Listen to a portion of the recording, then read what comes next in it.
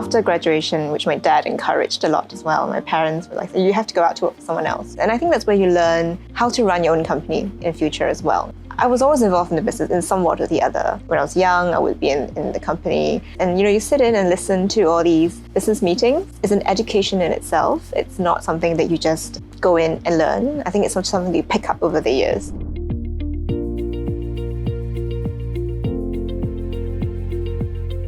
I think after being away for so long, you kind of feel like perhaps it's the next phase of your life where you need to move to. And because my dad built this business, it makes sense to come back to bring it to its next chapter.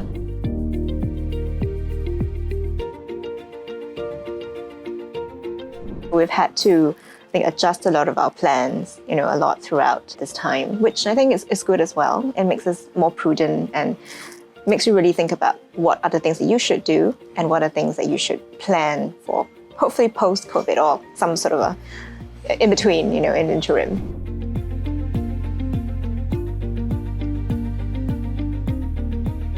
I think there are a lot of COVID challenges. I mean, that's something that we're all facing. I think having to make the right investments but not overdo it, it's a bit of a risk-benefit kind of balance that you have to make. What is something that you feel could be a priority now to do? And what's something that we have to consider doing, say, in the next 2 to 3 years or 5 years?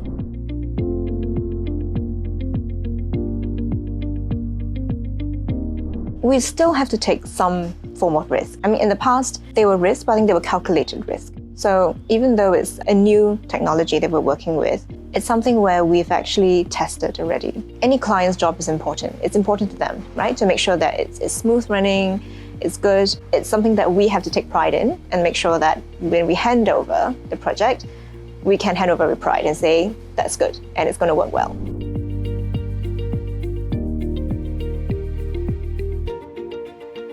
It was a bit of a surprise. Actually, I wasn't expected to be approached to be a director at large on the board of AVIXA.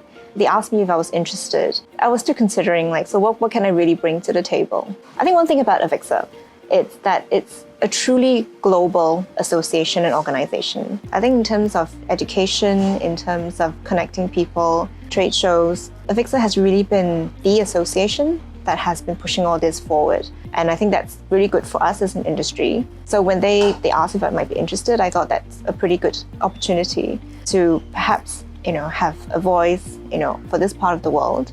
AVIXA used to be much more of a, I would say, American association. And over the years, it's kind of developed and it's really being a global association.